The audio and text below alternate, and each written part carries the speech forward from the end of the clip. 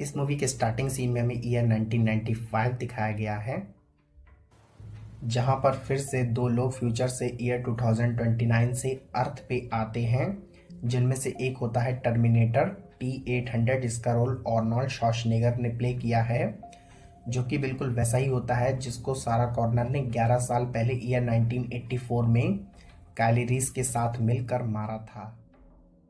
और दूसरा व्यक्ति था टर्मिनेटर T-1000, जो कि लिक्विड मटेरियल से बना था। उसकी इस प्रॉपर्टी की वजह से वह अपने आप को गोली लगने के बाद भी रीजनरेट कर सकता था। और उसके बाद टर्मिनेटर T-800 और T-1000 दोनों ही यंग जॉन कॉर्नर को ढूंढने निकल जाते हैं, जिसकी एज उस वक्त लगभग 11 साल होती है।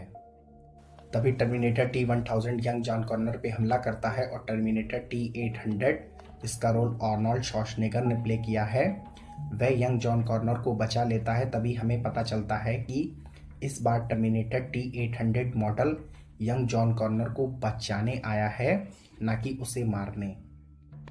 मगर इस बार टर्मिनेटर T-800 को फ्यूचर से ईयर 2029 से रेजिस्टेंस ग्रुप के लीडर जॉन कॉर्नर ने ही टाइम ट्रेवल करके ईयर 1995 में अपने आप को बचाने के लिए भेजा होता है। मगर स्काईनेट, जो कि सुपर कंप्यूटर होता है, वह अपनी पिछली कोशिशों में जॉन कॉर्नर को मारने में नाकाम रहता है। इसीलिए वह भी अपना एक टर्मिनेटर T-1000 ईयर 1995 में यंग जॉन कॉर्नर को मारने के लिए भेजता है, जिसकी एज उस वक्त 11 साल होती है। और फिर टर्मिनेटर T-800 जॉन को ये बताता है कि मुझे तुम्हें बचाने के लिए भेजा गया है, और वह उसे ये भी बताता है कि टर्मिनेटर T-1000 सारा को मारने की कोशिश भी करेगा। और फिर वो दोनों उसे बचाने के लिए निकल जाते हैं। और उस वक्त सारा कॉर्नर ईयर 1995 में ह्यूमंस को मशीनों के खिलाफ वार्न करती है। वह ह्यूमंस को ये बताती है कि मशीनें फ्यूचर में हमारे लिए खतरा बन सकती हैं, और उसने इसीलिए कई बार कंप्यूटर कंपनीज को डिस्ट्रॉय करने की कोशिश भी करी होती है, ताकि आगे चलकर स्काईनेट हमारे लिए खतरा ना बने। मगर उस वक्त तक ह्यूमंस को सारा कॉर्नर की बात पे विश्वास नहीं होता है, और वह उसे इस काम के लिए अरेस्ट कर लेते हैं और वह उसे हॉस्पिटलाइज्ड करते हैं, क्योंकि वह उसे सन की मुजरिम मान लेते हैं। मगर सारा कॉर्नर जेल से भागने में कामयाब रहती है। मगर जब वह जेल से भाग रही होती है तो वह टर्मिनेटर T-800 से टकराती है। तब उसे लगता है कि टर्मिनेटर T-800 पहले भी उसको मार चुका है, इसलिए वह इस बार भी उसे मारने ही आया है। मगर इस बार टर्मिनेटर T-800 उसे बचाने की कोशिश करता है उन स्टाफ मेंबर से जो उसके पीछे पड़े होते हैं। और ये देख के सारा कॉर्नर को टर्मिनेटर T-800 पे भरोसा हो जाता है। मगर वहीं पर उसी वक्त टर्मिनेटर T-1000 भी आ जाता है, जो कि जॉन कॉर्नर को मारने आया होता है। मगर terminator T-800 young John Connor को और उसकी मां सारा कॉर्नर को वहां से बचाकर निकालने में कामयाब हो जाता है।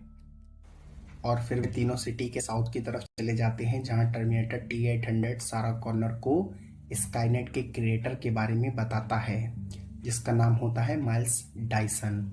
और वह उसे ये भी बताता है कि स्काईनेट पे जब ह्यूमंस का कंट्रोल खो गया था तो स्काईनेट ने अपने बचाव में ह्यूमंस के खिलाफ न्यूक्लियर अटैक कर दिया था। ये nuclear attack Skynet United states के मिलिट्री के कंट्रोल को हाईजैक करके यूनाइटेड स्टेट्स से रशिया पे न्यूक्लियर अटैक करा देता है। स्काईनेट ऐसा इसलिए करता है क्योंकि जब रशिया इसके बदले में यूनाइटेड स्टेट्स पे हमला करेगा तो इस हिसाब से ह्यूमैनिटी अपने आप खत्म हो जाएगी, जिसको स्काईनेट अपना सबसे बड़ा दुश्मन मानता था।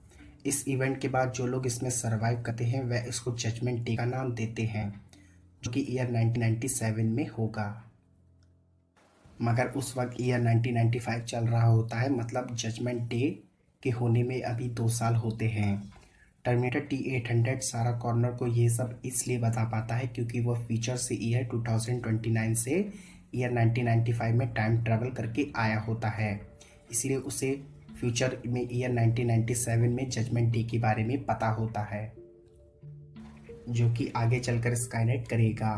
मगर सारा कॉर्नर ये डिसाइड करती है कि वह माइल्स डायसन को मार देगी, जो कि स्काईनेट का क्रिएटर है, ताकि फ्यूचर में कभी कोई स्काईनेट की खोज ना कर पाए, और वह इस हिसाब से जजमेंट डे को भी रोक लेगी। और आगे चलकर मशीनें भी इंसानों के लिए खतरा नहीं बन सकेंगी जिन्हें स्काईनेट कंट्रोल कर सके। इसलिए सारा कॉर्नर माइल्स डायसन को मारने निकल जाती है उसके घर पे। वह उसे मारने ही वाली होती है, मगर वह उसे मारने में नाकाम रहती है। तभी वहाँ पर टर्मिनेटर और यंग जॉन कॉर्नर पहुँच जाते हैं। वह माइल्स टायसन को उसके इन्वेंशन के बारे में बताते हैं और वैसे ये भी बताते हैं कि उसके स्काईनेट के इन्वेंशन की वजह से आगे चलकर फ्यूचर में क्या खतरे पैदा होंगे। अब मैं आपको ये बताता हूँ कि स्काईनेट के क्रिएटर माइल्स टायसन ने स्काईनेट को कैसे बनाया था। जो टर्मिनेटर T-800 फीचर से स्काईनेट ने ईयर 2029 से ईयर 1984 में टाइम ट्रेवल करके सारा कॉर्नर को फर्स्ट मूवी में मारने के लिए भेजा था, जिसको सारा कॉर्नर ने हाइड्रोलिक प्रेस से दबाकर मार दिया था काइली रीस की मदद से। मगर उसी टर्मिनेटर के सीपीयू और एक आर्म को जो कि ख़त्म नहीं हो पाए थे उस समय, उन्हें इस्तेमाल करके माइल्स टायसन जो कि डायरेक्टर होता है साइबरडाइन सिस्टम में और जिसको स्काईनेट का क्रिएटर माना जाता है, वह एक माइक्रो प्रोसेसर चिप बनाता है जिसकी मदद से आगे चलकर स्काईनेट बनता है। मतलब जो टर्मिनेटर T-800 स्काईनेट पहली बार अर्थ पे भेजता है ईयर 1984 में सारा कॉर्नर को मारने के लिए, वही टर्मिनेटर स्काईनेट के क्रिएशन का कारण भी बन जाता है। देखा जाए टर्मिनेटर का टाइम ट्रेवल करके ईयर 1984 में आना और स्काईनेट के क्रिएशन, ये बिल्कुल एक टाइम ट्रेवल पैराडॉक्स की तरह है।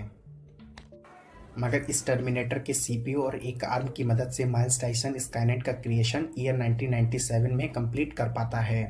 मतलब अब भी स्काईनेट के बनने में 2 साल बाकी होते हैं और इस वक्त ईयर 1995 चल रहा होता है। इसीलिए सारा कॉर्नर और टर्मिनेटर T-800 माइल्स टायसन के साथ मिलकर साइबरडाइन सिस्टम में घुस जाते हैं और उस फर्स्ट टर्मिनेटर के पार्ट्स को वहां से निकाल लेते हैं और वह उसे नष्ट करने ही वाले होते हैं। तभी वहां पर सिक्योरिटी सिस्टम आ जाता है और वो माइल्स टायसन को शूट कर देता है। मगर सारा कॉर्नर और टर्मिनेटर T-800 जॉन कॉर्नर के साथ पुलिस वैन में वहां से भाग निकलते हैं और तभी उसी समय टर्मिनेटर T-1000 भी उनका पीछा करता है, जो कि जॉन कॉर्नर को फीचर से मारने आया होता है। टर्मिनेटर T-1000 पहली बार उनका पीछा हेलीकॉप्टर से करता है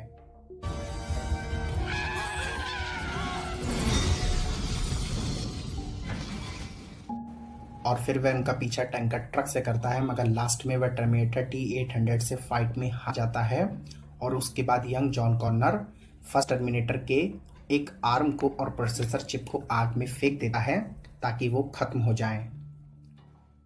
उस सीपीयू चिप और आर्म के नष्ट हो जाने की वजह से साइबरडाइन सिस्टम कभी भी उस सीपीयू चिप और आर्म की टेक्नोलॉजी को नहीं समझ पाता है और साइबरडाइन सिस्टम कभी भी स्काईनेट को नहीं क्रिएट कर पाता है जो कि आगे चलकर इंसानों के लिए खतरा बने। इस हिसाब से ईयर 1997 में होने वाले जजमेंट डे को भी रोक लिया जाता है क्योंकि स्काईनेट की खोज उस वक्त तक नहीं हो पाती है। वो तीनों मिलकर इस मिशन को पूरा कर लेते हैं, मगर फिर टर्मिनेटर T-800 जो जॉन कॉर्नर को फ्यूचर से बचाने आया होता है, वह सारा कॉर्नर को ये बताता है कि उसे भी अपने आप को ख़त्म करना होगा, वरना साइबरडाइन सिस्टम मेरी इस टर्मिनेटर की टेक्नोलॉजी की मदद से अब भी स्काईनेट को क्रिएट कर सकता है। इसीलिए वह सारा कॉर्नर को अपने आप को मारने के लिए कहता है। मगर यंग जॉन कॉर्नर उसे ऐसा करने के लिए मना करता है, मगर वह यंग जॉन कॉर्नर से इस बात के लिए माफ़ी मांगता है और फिर वह एक पिता की तरह उसे अलविदा कहकर उस आग में सारा कॉर्नर की मदद से चला जाता है और अपने आप को ख़त्म कर लेता है।